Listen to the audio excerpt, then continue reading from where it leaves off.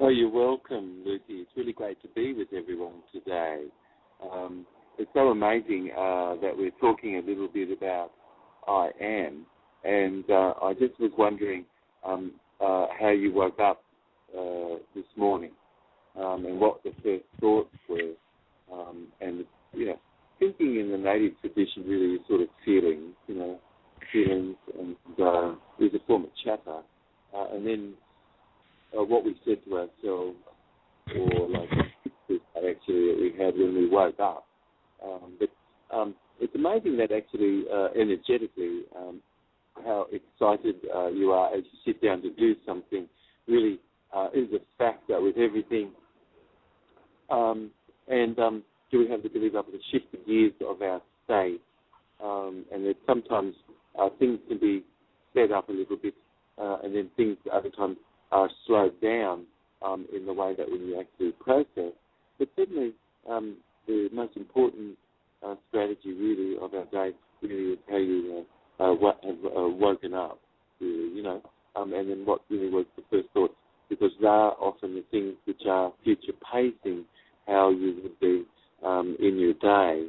But anyway, as I is aware of am, you really are I aware. What is I awareness? Well, I awareness really is as I is aware of am, and this whole brain functioning is about verbal and non-verbal patterns that allow us to live in the whole of ourselves. You've got didactic, which is sort of heady type of thinking as a way to do things, and you've got experiential, analogical communication as well. We're multi-channeled, and one channel can be certainly auditory connectedness and how you're relating to other people and things. But then your body language and everything is very, very important. And I'd say that this probably is actually really what people are falling in love with more than anything else, actually, because it's actually what you're living in the gap between the things said that really influences people. But applying whole brain functioning, which is about verbal and non-verbal patterns that allow us to live in the whole of ourselves more, and so they're preferred modes of sorting information that cause you to be more whole brain patterned, and we could be talking a bit about that. Perhaps we've got some time in this program. Let's see. Applying these whole brain functioning principles, like moving toward and having things within, and being outcome orientated versus focusing on what the problem is or the limitation. These are all whole brain functioning syntax.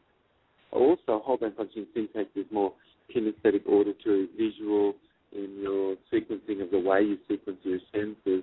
So if you're waking up and yet you're having a preference, a preferential feeling inside, then you could have some sound.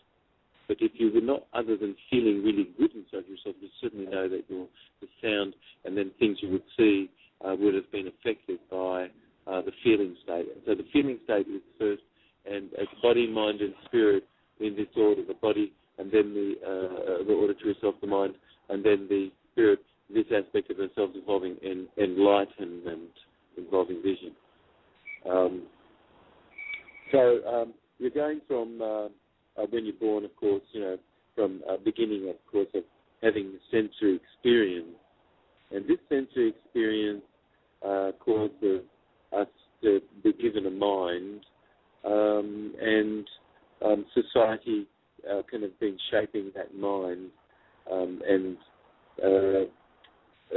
which we could talk a bit about. But from a sensory experience, you are really given the mind. It says, body is the mind's experience of itself.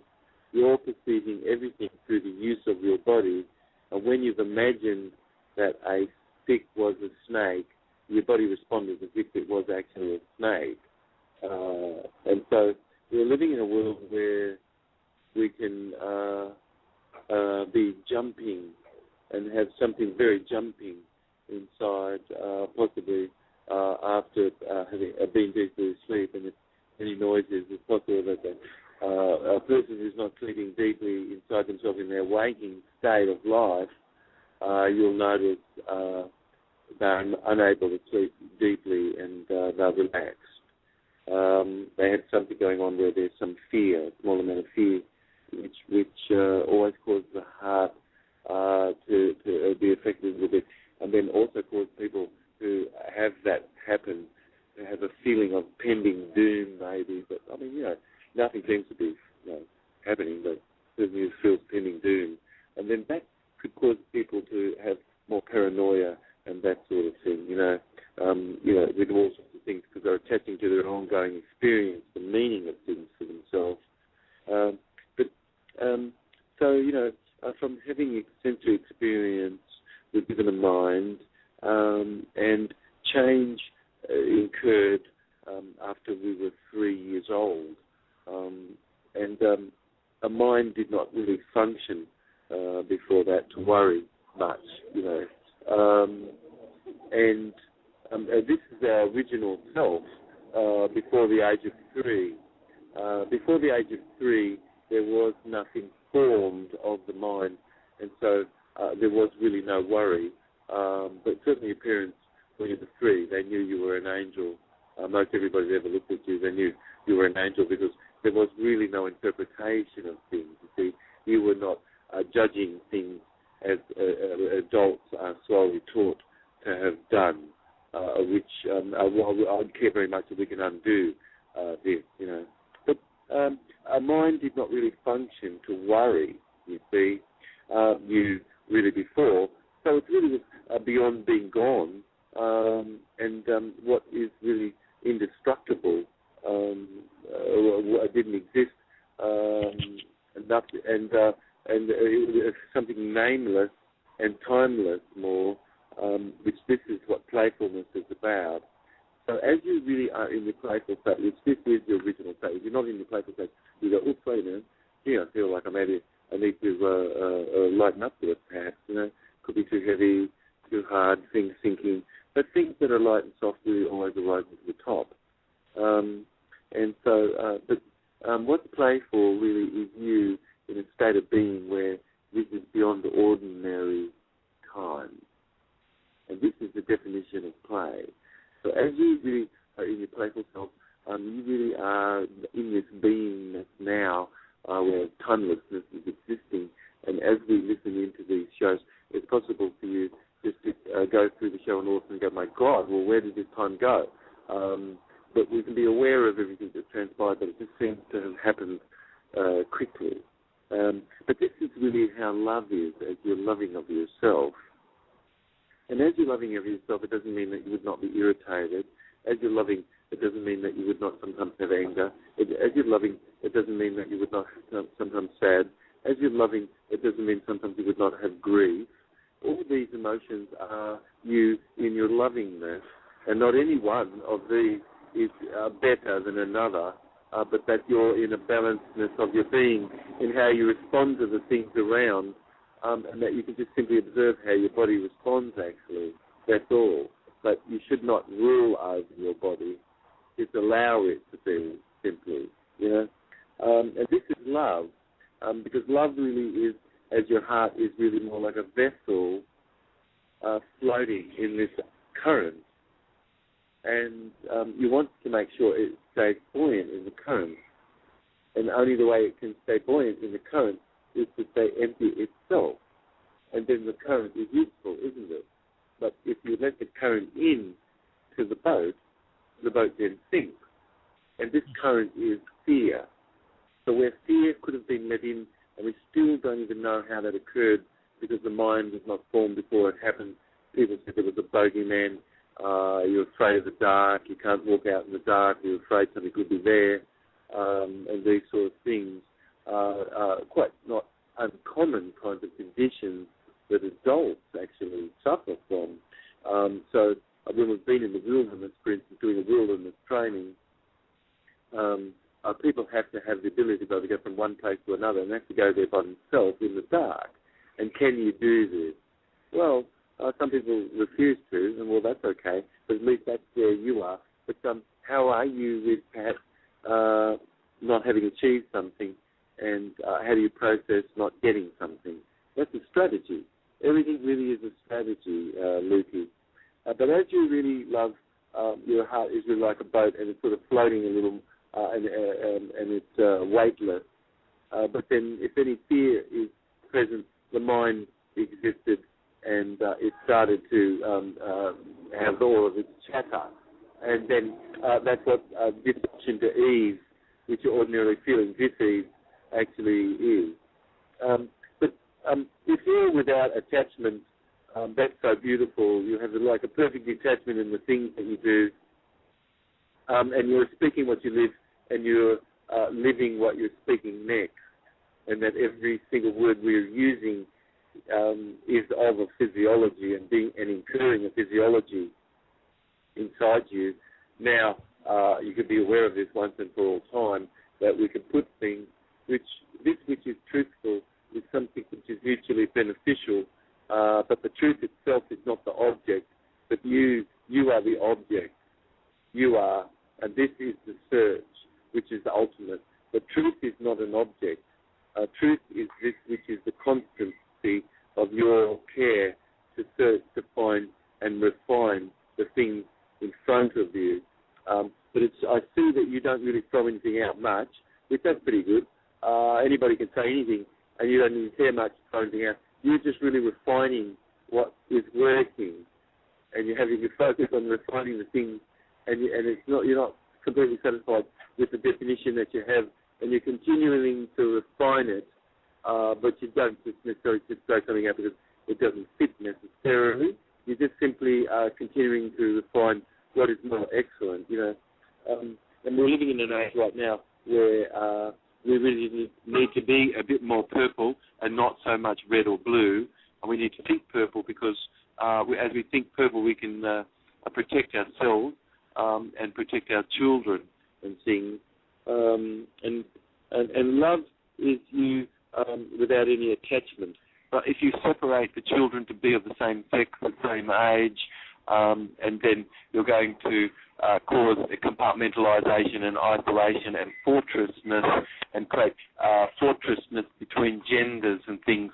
And that's the sort of thing that might have been necessary for a warmongering society, but it certainly is not healthy at all, you see.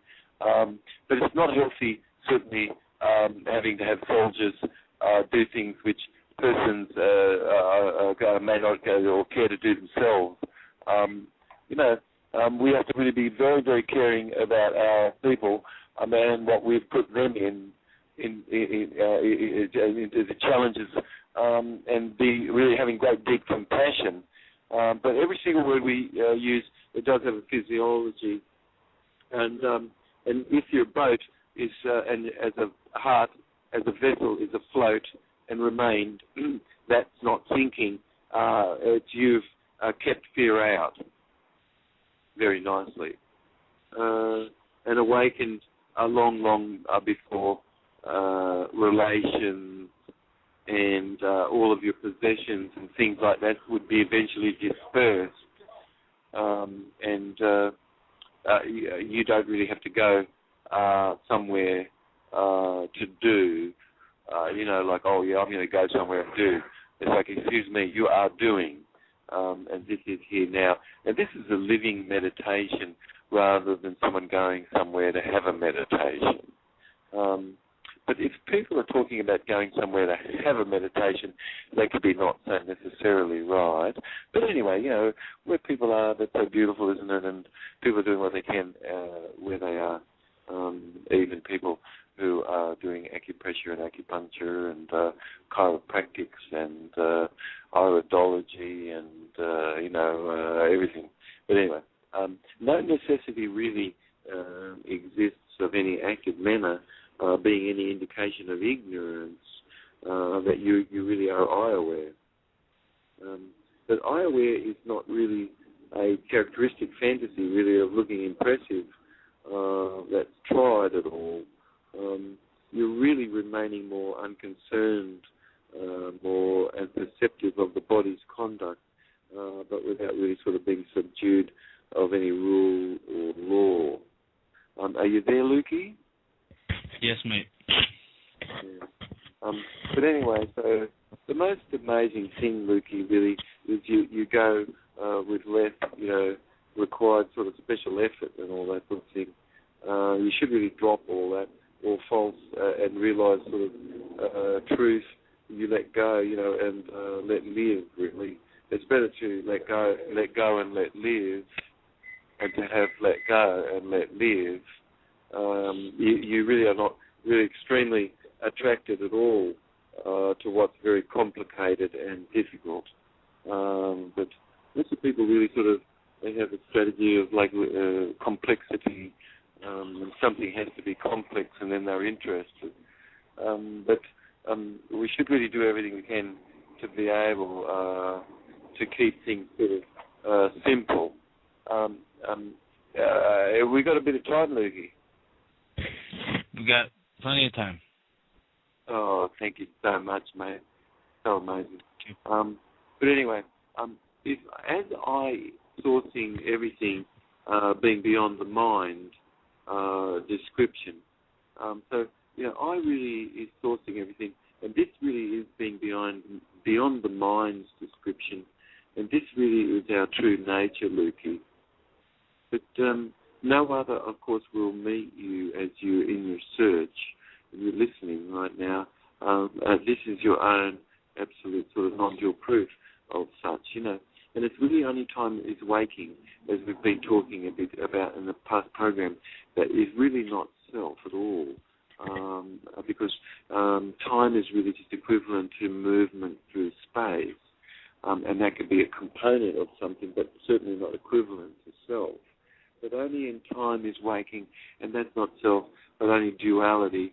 And then certainly, you and I, what we're doing is creating a map, an internal map of reality, of the territory.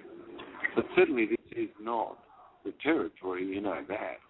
So how enriched is your map? Is it possible for you to consider that there's places where your map could be more enriched, or that there's some prejudice and that you could, having this be reframed, you're living more in delight, But it's amazing because eye awareness is really of really no end or beginning, and the true you really doesn't have any beginning or end, you see, as you can examine this. But the world really only has come unexpectedly as I am, arose really as a result of your experience, in the beginning of time of experience from birth and before this. But whose experiences really have disappeared, as we were talking about yesterday, really, really unreality.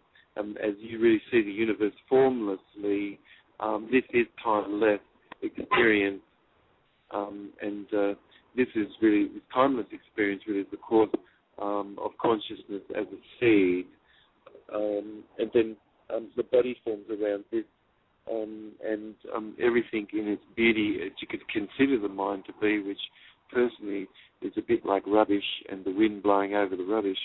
But the best way probably to consider the mind might be just as a dreamed beggar, Lukey. But a dreamed beggar sort of that's behaved sort of regally, and as nature really, we can have been acting more, and as we are being acted ever more in nature, sort of a little more forgotten of what sort of felt, heard and seen, and we're not really sort of thinking about it all that much and stuff, But self-realization really is where people have been able to quieten down their thinking, and to be able to do that, people have to go through grief and to integrate loss. And as loss is sort of integrated, which is sort of the grist that's being applied to ever become more eye-aware, we really could really be living life more carrying on in this gap that we have, and this really is I am. And this is what the Toltecs teach and the Native Americans teach. And then at an early age, people have learned a lot about body language. They've learned by having conversation to know much about tracking But if you looked at the footprint in the soil, it's possible really to be able to read the emotion of the person's walking and what state they're in. This really is a beautiful awareness that we really should have. But what happens in school where people become McDonaldized and then didactic, sort of heady sorts of education is, and you've got the 3 R's, arithmetic, writing, and reading, but it's the 4th R, recreation, really, that actually is the one where people are shown to have success in life. But certainly the most successful people in life to this very day, I feel with your friends, are the people that actually really were very, very popular as people back even in your younger days. They happen to tend to be very successful in the playground, and these are the people who are successful in life. So people who really sort of did the didactic approach and just sort of learned arithmetic, reading, and writing, but really were not very good in the playground, they tend not to so be good necessarily in life, which really life is more of a sort of a social type of a dynamic to be successful. Would you agree? Yes. But anyway, this I am really is a consciousness arising, and the world is flowing inside self. And people really thought that this was ancient, but that's really a primordial illusion, because this is timeless now, and all upgiven sort of concepts really are upgiven. Silence really is such a beautiful concept based on tradition that stabilizes nature and allows this more nature of a layered truth searching to happen, where self is really the true religion, if you could call a religion. But certainly religion is the submission to authority for the sake of certainty. And then if this, as this is so, is it not such a beautiful thing that this is something that is within you, that where you have not of a necessity of any medium between you and this, could we say God, or the natives say this Wonka Tonka, others could call this Buddha or Krishna or Yahweh. I mean, but if you examine everything deeply, you can see that all these words really are to do with your beingness in the source of yourself and is equivalent to self. So God as a word is equivalent to self, and I is a word which is equivalent to self and God, and I am also is a word equivalent to God. Yes.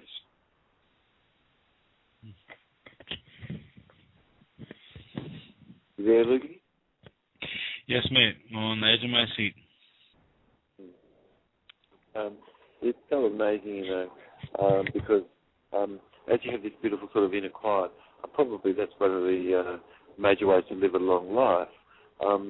But if you're living on light food, you certainly can have a little bit of a fever and this sort of thing, and your body really reacts and responds to the things that happen. You have a little bit of a cold, a bit of a flu, if your body's responding. But as people get older, they can not really be able to have a flu or a cold. And then if you're being able to have a flu and a cold, that really is a good sign that your immune system really is working quite well. But our body really should have the ability to be able to elevate its temperature and naturally to cope with sort of invading microbes and this sort of thing. But the body can have, over time, less than kept its proper immune response. But I would say that even people are really eating light food as they can. When they eat junk food, it doesn't move through their body because yeast and a snow-like deposit to be present, because of the tiredness, a lack of ability to manage bright light, and confusedness and transient states of amnesia upon waking, and disturbed sleep. So the person doesn't sleep all the way through the night, but is waking up and things. And then the other thing is too that hypocapnia, which is mouth breathing, is often occurring to a lot of these people. All of a sudden they'll be mouth breathing, which builds mucus up radically, and then all of a sudden the person's not able just to quietly clear that. There could be having to be a horrendous sound of the person waking up to cough or to get rid of that mucus or to clear something. And even that would wake everyone in the house up. It wakes the person up. And they're not necessarily having a deep sleep. But snoring is another thing, you see. Snoring really, we're meant to actually really sleep very quiet, breathe through our nose, and sleep on a firm surface so as you turn a little bit, but you sleep all deeply through the night and things. And then we recommend typically people consider bringing in some of the fresh urine in the morning because it sets the melatonin. Melatonin, there is no more important substance that you could bring in, and really, and then you're getting it in urine. That's amazing. Things are not really corrected until they really are. And then if you've got a bit of a bile occlusion, there could be bilirubin being deposited in calloused skin, which if you look at the bottom of your feet, and you can see an enormous amount of yellow in that, or if you're handling things with your hands and you've got a little bit of callus that builds there in that skin, you can see an enormous amount of golden yellow, like bilirubin material in the skin. And that does come about from eating lots and lots of rice. And the rice-eating people, it's very, very common for them to be able to have a condition like this, you see. The rice really does cause bilirubin not to be able to be swept out in the intestinal tract, and that fecal matter ends up getting deposited in the skin. And so it's sort of like a golden sort of yellow fecal matter, really, which as it gets older, it starts to go more green. So when somebody sort of says somebody looked green, it is true. They could look sort of green, and that is a biliverdin. So bilirubin is a very golden yellow color, which when people are in their youth and they're born, they're mostly born from rice-eating families, extremely jaundiced, and it never disappears really. And the skin remains fairly yellowed, but it's amazing actually places of the body where they could still be completely white, but most of the body is yellowed, so they've sort of got a yellow sort of patina. And then cultures, depending on what they eat, the food stuffs which they eat affect them. For instance, people in the North Europe, in Denmark especially, and the Netherlands probably too, and Iceland as well, people look very, very white and pasty and grey. So it's sort of like a grey-white and very marbled white fat from the milk fat that makes up their body. So, what we eat really does affect the body luster, and certainly as you're really vibrant, you've got hair, and it's very thick, gorgeous, and shiny, extremely shiny. Your skin's smooth and very, very shiny, and you basically have no flaking of your hair or skin or anything, really, you see. And this is a good sign of health, Lukey. Are you there, mate? Yes, sir. Yeah. So, recognizing that we really should have the ability to be able to have elevated temperature, and the body's really way of being naturally able to cope with invading microbe and dysbiotic organisms and things. When you're bringing in the life colloid, you're really bringing in substances which assist to help normalize your immune system. And there's a whole range of these substances that are derived, for instance, like from various Streptococcus pyrogenous organisms, and bacterium prodigitium, also known as Serratia martensine, which really even coli toxins would put that into the body a little bit under the skin subcutaneously, and it would cause a person to sort of go through the suffered advanced sort of stages of neoplastic sort of condition and things, and using coli toxins, coli sort of induced fevers in people that really did range from 38 degrees Celsius to 42 degrees Celsius, which has about 100.4 Fahrenheit to 107.6 Fahrenheit. But our body really, as it has its really good health, it does have the ability to be able to actually go through this fever and to be able to correct itself. But certainly I've kept people alive by causing them to be kept chilled, to pass through a moment where they would have died because bacteria would have invaded their body and taken them over. But then I put iced them down and sedated the person, had the person sedated and iced them down, and over 2 or 3 days, that they could pass through that moment, the body rights itself, you see. But if it wouldn't have been able to do that, then the person could have passed away. But I've often really been able to recommend the things which really could have saved somebody even in intensive care. But we've been talking a little bit about people running around in the living foods and raw foods, or they have a percentage, they call it what they do, a percentage or something, eating bananas and foisting bananas on people.